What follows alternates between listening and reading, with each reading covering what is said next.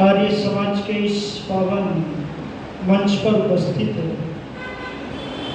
आर्य जगत के बहुत उच्च कोटि के मूर्धन्य विद्वान सन्यासी जो देश के कोने कोने में जाकर के सनातन धर्म के लिए जिन्होंने अपने जीवन को समर्पित कर दिया, ऐसे भगवान के भक्त स्वामी सच्चिदानंद जी महाराज हमारे मध्य में उपस्थित है। बहुत उच्च कोटि के विद्वान साधक आदरणीय श्री ब्रह्मानंद सरस्वती जी, अभी जिनके बहुत सुंदर भजन हमने सुने, बहुत अच्छे विद्वान धर्माचार्य श्री कर्मवीर शास्त्री जी, और उन्हीं के समीप में बैठे हुए बड़े ही सरल और बड़े ही विनम्र बहुत अच्छे योगाचार्य श्री प्रमोद योगार्थी जी, मंच का बहुत अच्छे से संचालन करने वाले आदरणीय विश्वदेव शास्त्री जी, बहुत अच्छे साथी आदरणीय भाई सुरेंद्र आर्य जी, स्त्री आर्य समाज की समस्त बहनें हमारे सम्मुख उपस्थित हैं, समस्त आर्यजन, हमारे मध्य में उपस्थित गुरुकुल के ये होनहार ब्रह्मचारी, उपस्थित पवित्र आत्माओं, माताओं, बहनों, आपके बीच में आने का सौभाग्य मिला। और ये जो सत्संग है, जब परम पिता परमात्मा की विशेष कृपा होती है तब ये सत्संग होते हैं। और इन सत्संग का करने का उद्देश्य ये है कि हम अपने कर्तव्यों के प्रति जागृत हो जाएं, हम संगठित हो जाएं, हम सत्य को प्राप्त करें, हम सनातन धर्म के मार्ग पर चले। सत्संग का जीवन के अंदर बहुत बड़ा महत्व है। और ये सत्संग व्यक्ति को बुलंदियों को बुलंदी छू लेता है इस सत्संग में आकर। और वेद ने कहा है वयुनानि विद्वान, जो विद्वान लोग हैं हम उनका सत्संग बार बार सुने, हम विद्वानों के समीप में रहें, विद्वान हमारा कल्याण करे, हमारा भला करे। जब इस देश के अंदर वेद के सत्संग होते थे, उपनिषद की कथाएं हुआ करती थी, तो लोग शांति से, धन से, क्रांति से परिपूरित थे। और जब से ये वेद का सत्संग, ये उपनिषद की चर्चाएं बंद हो गई, तब से हमारे जीवन के अंदर बहुत सारी बीमारियां, बहुत सारी कुरीतियां आकर के आगे खड़ी हो गई। जो मार्ग वेद का था वो मार्ग छूट गया। ऋषि मुनि आते थे तो वेद की चर्चा करते थे, दर्शन की चर्चा करते थे, योग दर्शन की चर्चा करते थे, और उन चर्चाओं के माध्यम से हम अपने जीवन को संगठित करते थे, सुव्यवस्थित करते थे। इसलिए निवेदन करना चाहता हूं, सत्संग जीवन के अंदर बहुत बड़ी चीज है। परम पिता परमात्मा की कृपा से सत्संग मिलता है, और सत्संग में आने से व्यक्ति के बुद्धि के दरवाजे खुल जाते हैं। सत्संग जो है आत्मा की खुराक है। सत्संग व्यक्ति को पापों से बचा लेता है। सत्संग जो है व्यक्ति की यश कीर्ति को चारों दिशाओं में पहुंचा देता है। तो सत्संग व्यक्ति का कल्याण करता है, उद्धार करता है। इसलिए जो व्यक्ति सत्संग में आता है वो व्यक्ति भाग्यशाली है, वो व्यक्ति भाग्यवान है। हमारी माताओं बहनों ने बहुत सारा पुरुषार्थ किया है इस कार्यक्रम के लिए, पर सब लोग नहीं आए। वही लोग आए जिनके जीवन के अंदर परम पिता परमात्मा की कृपा है, कृपा। जिनके पिछले जन्म के जो कर्म हैं वो अच्छे हैं, उनके पग जो है सत्संग की ओर चलते हैं। एक भजन किसी ने लिखा था, वो भाव मुझे यहाँ पर याद आते हैं। इन पैरों से चल कर तेरे सत्संग में ना आया, जा जा चर्चा तेरी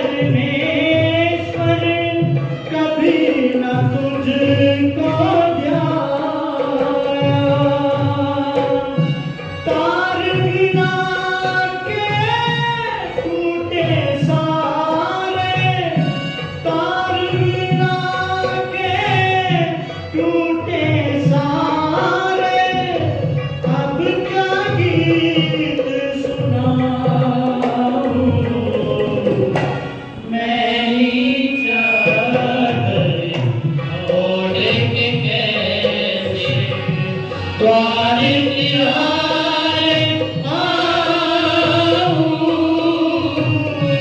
हे पावन परमेश्वर मेरे, मणि मन शरमाऊं।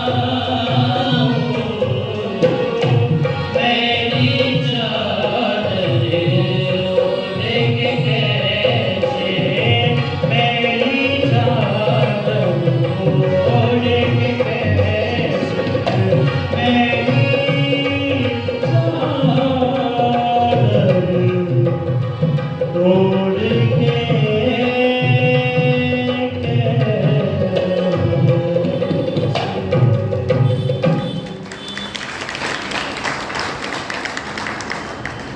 इन पैरों से चलकर तेरे सत्संग कभी ना आए।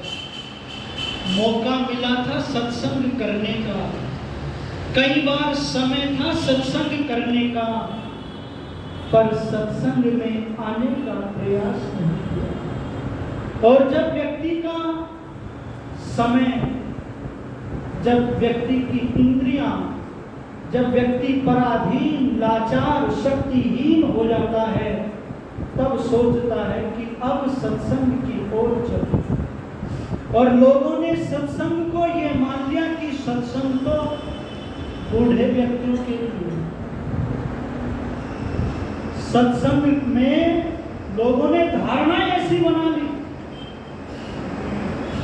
कि सत्संग में तो वे व्यक्ति जाते हैं जो कुछ जानते ही नहीं। सत्संग में वे व्यक्ति जाते हैं जो बूढ़े हो गए हैं। अरे सत्संग में आओगे ना, एक ताजगी मिलती रहेगी, एक मस्ती मिलती रहेगी, एक रोशनी मिलती रहेगी सत्संग में। शोभाराम प्रेमी जी ने पंक्तियां लिखी थी, कल्याणकारी बातें तुम सुनते नित रहो, कल्याणकारी बातें तुम सुनते नित रहो, और हृदय पटल पर बात जम जाती कभी कभी, और जग में महान आत्माएं आती कभी कभी, भूले हुओं को रास्ता बतलाती कभी कभी, बतलाती कभी कभी। इतिहास के पन्नों को उठा करके पढ़ना कि संतों के प्रवचनों को सुन करके, विद्वानों के व्याख्यानों को सुन करके डाकू महात्मा बन गए। सत्संग को सुन करके लोग देशभक्त बन गए। सत्संग को सुन करके लोग महात्मा बन गए। अनेक घटनाएं आपने सुनी होगी सत्संग के विषय में, कि सत्संग में आने से व्यक्ति कितना बड़ा तहलका मचाता है, कितना बड़ा काम खरा समाज के अंदर कर देता है। स्वामी दयानंद जी के सत्संग की तो बात ही निराली है। उनके सत्संग में आकर के मुंशीराम, नास्तिक मुंशीराम, महात्मा मुंशीराम बने। महात्मा मुंशीराम ही नहीं, स्वामी श्रद्धानंद जी बने। और स्वामी श्रद्धानंद जी के जीवन को उठा करके पढ़ना, उनके जीवन में आप देखेंगे इतना बड़ा काम स्वामी श्रद्धानंद जी ने किया है। ये जाति गिर जाती, अगर स्वामी श्रद्धानंद जी अपने प्राणों की आहुति ना देते तो ये जाति गिर जाती। स्वामी श्रद्धानंद जी महाराज ने वो पौधा लगाया है, वो ऋषि परंपरा को आगे बढ़ा करके स्वामी श्रद्धानंद जी ने ये दिखाया है कि जब व्यक्ति सत्संग में आता है तो कितनी बड़ी क्रांति की चिंगारी उसके जीवन में सुलग जाती है। इसलिए ज्ञानज्वल के ऋषि जी कहते हैं कि हवन में, यज्ञ में, सत्संग में बिना बुलावे के जाना चाहिए। व्यक्ति को बिना बुलाए, अगर व्यक्ति अपना कल्याण करना चाहता है, अपना उद्धार करना चाहता है, तो बिना बुलावे के व्यक्ति को सत्संग में आना चाहिए। और अकेले नहीं आना चाहिए, बच्चों को साथ में, व्यक्ति को अपने साथ में लेकर के सत्संग में आना चाहिए।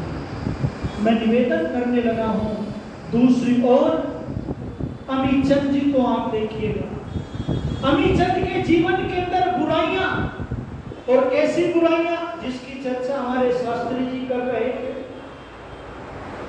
कि ये देश वो देश था जिस देश के अंदर घी दूध की नदियां बहा कर ये वो देश था अतिथियों को जल मांगने पर छाछ दी जाती थी। ये वो देश था जिस देश के अंदर लोग उत्तम उत्तम औषधियों का सेवन करके लंबी लंबी आयु को प्राप्त करते थे। ये वो देश था जिस देश के अंदर बीमारी नाम की, तनाव नाम की कोई बीमारी नहीं थी, कोई रोग नहीं था। ये वो देश था। आज इस देश के अंदर नशे का और अंधविश्वास का प्रभाव कोरोना से भी भयंकर भयंकर बढ़ता जा रहा है। हमारे छोटे छोटे बच्चे इतने भयंकर भयंकर नशे में, बच्चे ही नहीं लड़कियां फंसी हुई हैं। लड़कियां शराब की चर्चा कर रहे थे। न में स्तेन जनपदे न कदर्यों में मद्यपा नाना हिता अग्निर न विद्वान न स्वैरी स्वैर निपुणा। ये वो देश था जिस देश के अंदर कोई शराब का सेवन नहीं करता। ये वो देश था कोई मांसाहारी नहीं था। अब कुछ ही प्रांत बचे हैं जो शाकाहारी हैं, अन्यथा पूरा देश मांसाहारी हो गया है, मांसाहारी हो गया है। और तरह तरह की नीति प्रयोग करके विवाह शादियों में मांसाहारी बना जा रहा है। पनीर कबाब जोड़ दिया गया सब्जी के साथ में, और प्रकार की सब्जियों के साथ में कबाब जोड़ दिया गया, और ये कबाब जो है मांस है, ये मांस है। निवेदन करने लगा हूं, इस देश के अंदर कोई मांस, कोई जुआ, कोई शराब, कोई कंजूस, कोई अनपढ़, कोई मूर्ख नहीं था। विद्वान लोग थे, विद्वान लोग, ज्ञानी लोग थे, धर्मात्मा लोग थे, सदाचारी लोग थे, शाकाहारी लोग थे। और आज स्थिति ये हो गई है, हरिओम पवार जी ने पंक्तियां लिखी थी, हम सिंहासन चला रहे हैं राम राज के नारों से, पर मदिरा की बदबू आती संसद की दीवारों से, पर मदिरा की बदबू आती संसद की दीवारों से। ये सत्संग जो है व्यक्ति को दुर्व्यसनों से बचा लेता है, दुर्गुणों से बचा लेता है, और बुराइयों से बचा लेता है। व्यक्ति के जीवन के अंदर गुणों को भर देता है, अच्छाइयों को भर देता है। अमीचंद का चर्चा कर रहा था मैं, अमीचंद की।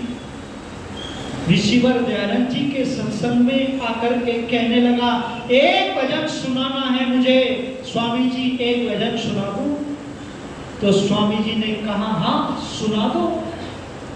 भजन सुनाया, और भजन भी बड़े गजब का सुनाया, बड़ी कोकिला सी आवाज थी, बड़ी आवाज का धनी व्यक्ति था। भजन सुना करके बैठा, ऋषि का व्याख्यान हुआ। लोगों ने कहा, स्वामी जी आज ये समाज के अधिकारियों ने कहा ये व्यक्ति मंच पर बैठने का अधिकारी नहीं था, ये व्यक्ति तो दुराचारी है, ये व्यक्ति शराबी है, शराबी। इसने अपनी पत्नी को घर से विदा कर दिया, एक वेश्या को ला करके रख दिया। ये शराब पीता है स्वामी जी, ये गलत व्यक्ति है, इसको आपने भजन गाने का अवसर नहीं देना था। तो स्वामी जी ने कहा, कोई बात नहीं। अगले दिन फिर सत्संग सजा, फिर ऋषि दयानंद जी पधारे, फिर वो युवक खड़ा हो गया और कहने लगा, स्वामी जी एक भजन सुना दो। तो स्वामी दयानंद जी ने फिर कहा, हाँ सुना दो। फिर उसने भजन सुनाया, और जब भजन सुना करके लोगों जाने लगा ना, तो उसकी नजर में नजर मिला करके एक बात कह दी, ओ अमीचंद तुम हो तो हीरे, पर कीचड़ में पड़े हुए हो, कीचड़ में पड़े हुए हो। बस माताओं बहनों, यही बात हृदय पटल पर जम गई, दस्तक दे गई कि एक योगी ने, एक सन्यासी ने मुझे हीरा कह दिया, पर कीचड़ क्या है? तो देखता है कीचड़, कीचड़ तो ये शराब की बोतलें हैं, कीचड़ तो ये वेश्या हैं, उन सबको घर से विदा कर देता है और अपनी पत्नी को लेने के लिए चल पड़ा। हाथ जोड़ करके अपनी पत्नी से कहता है, कि अब अपने घर को संभाल लो, अब मैं पूरी तरह से बदल गया हूं, अब मैंने सारी बुराइयों को, सारी आदतों को, सबको छोड़ दिया है, अब मैं भक्त अमीचंद बन गया हूं, भक्त अमीचंद बन गया हूं। और आर्य समाज का वो पहला भजनोपदेशक जिसने गली गली में जाकर के ईश्वर भक्ति के भजन सुनाए, जिसने गली गली में जाकर के ऋषि का संदेश दिया, निवेदन करना चाहता हूं सत्संग का ही तो प्रभाव था, सत्संग का। इसलिए धर्म प्रेमी बंधुओं, माताओं, बहनों, ये सत्संग वेद का है, ये सत्संग सनातन धर्म का है। इस सत्संग में आकर के व्यक्ति को रत्नों की प्राप्ति होती है, इस सत्संग में आकर के व्यक्ति को प्रकाश मिलता है, प्रकाश बुद्धि के दरवाजे खुलते हैं, मस्तिष्क में एक अलग सा जो है प्रभाव आ जाता है। और सत्संग तो वेद का है, सत्य का है। बहुत सारे सत्संग इस देश के अंदर हो रहे हैं, पर सत्संगों के नाम पर अंधविश्वास परोसा जा रहा है, सत्संग के नाम पर लोगों को गलत मार्ग पर ले जाया जा रहा है, सत्संग के नाम पर लोगों को कुसंग परोसा जा रहा है, अंधकार दिखाया जा रहा है। मैं निवेदन करने लगा हूं, कवि रत्न प्रकाश जी ने पंक्तियां लिखी थी कि सत्संग तो एक नौका है, सत्संग तो एक तीर्थ है, जिसमें आकर के व्यक्ति तर जाता है, तर जाता है। और बहुत सुंदर पंक्तियां